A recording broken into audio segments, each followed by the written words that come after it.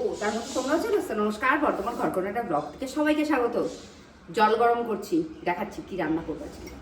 জল গরম করতে বসিয়ে দিয়েছি। ভাবছো জল গরম দিয়ে আজকে কি রান্না করবো। আজকে বাড়িতে সোনু নেই, আমার বড় নেই, আজকে নিজের জন্য বানাবো একটা রান্না। আমার খুব প্রিয়, আজকে বানাবো চিংড়ি মাছের পোলাও। তা আমরা মেয়েরা বা হাউস ওয়াইফরা নিজেদের পছন্দ মতো কিছু কিন্তু করে খেতেও পারি না, সময়ও পাই না, ইচ্ছেও হয় না। বর কি খাবে, ছেলে কি খাবে, বাড়ির লোকেরা কি খাবে, এগুলো দেখতে দেখতেই নিজেদের পছন্দটা চলে গেছে। তো আজকে যেহেতু বাড়িতে কেউ নেই, আজকে আমার পছন্দ মতো আমি রান্না করছি চিংড়ি মাছের পোলাও।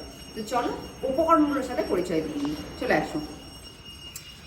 পোলাও করতে অতি অবশ্যই তো লাগবে গোবিন্দভোগ চাল, চিংড়ি মাছ, গোলমরিচ গুঁড়ো, আদা গ্রেট করে নিয়েছি, কাঁচা লঙ্কা, পেঁয়াজ কুচি, আর হ্যাঁ এটা নুন, আর এটা চিনি, আর গরম মশলার ভেতরে নিয়েছি তেজপাতা, দারুচিনি, বড় এলাচ, ছোটো এলাচ আর লবঙ্গ। আর কিছু লাগছে না। আর অতি অবশ্যই কিন্তু লাগছে ঘি।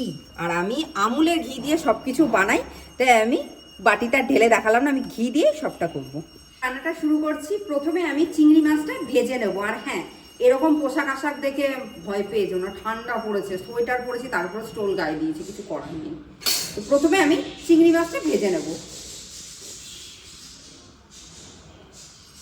চিংড়ি মাছটা ভেজে নিচ্ছি। আর আমি চিংড়ি মাছটা ভাজার জন্য সর্ষের তেল ব্যবহার করছি, যেহেতু এই রান্নাটা পুরোনো দিনের, সাদা তেল নয়, সর্ষের তেল। আন্দাজ মতো নুন দিচ্ছি, আর গোলমরিচ গুঁড়ো দিচ্ছি। এখানে গোলমরিচ গুঁড়োটা বেশ খানিকটা দিলাম, কারণ গোলমরিচ গুঁড়োটা দিয়ে যা ঝাল আসে আসবে। চিংড়ি মাছ তো খুব বেশি ভাজার দরকার পড়ে না, বেশি ভাজলে একটু শক্ত ধরনের হয়ে যায়। মোটামুটি চিংড়ি মাছটা হয়ে গেছে, এবার আমি তুলে নেব মাছটা। চিংড়ি মাছটা তো ভেজে তুলে নিয়েছি, এবার আমি কড়াইতে ঘি দিচ্ছি।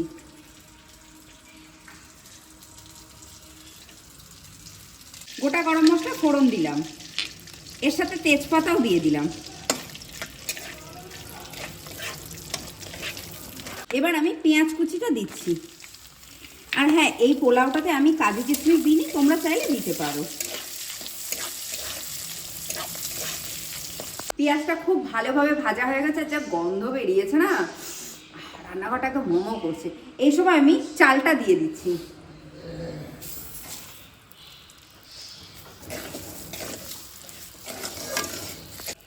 চালটা খুব ভালো করে ভাজতে হবে। তার সাথে আমি এবার আদা গ্রেট করে রেখেছিলাম, সেটা দিয়ে দিলাম।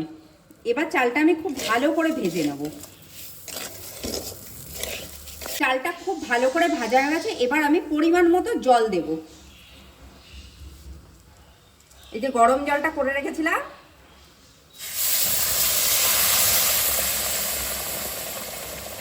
জল দিয়ে দিয়েছি। এবার আমি ঢাকা দিয়ে রেখে দেবো চালটা সেদ্ধ হওয়ার জন্য, তারপর ফিরে আসছি। পোলাওটা একদম হয়ে গেছে, এই সময় আমি চিংড়ি মাছটা দিয়ে দিচ্ছি। আর গ্যাসের ফ্লেমটা বাড়িয়ে দেবো।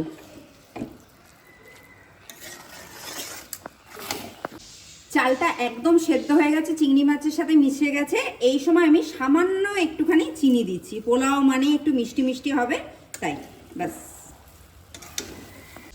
পোলাওটা একদম তৈরি হয়ে গেছে। এই সময় আমি বেশ খানিকটা কাঁচা লঙ্কা দিয়ে দিচ্ছি। কাঁচা লঙ্কা কিন্তু ঝালের জন্য নয়, জাস্ট গন্ধের জন্য।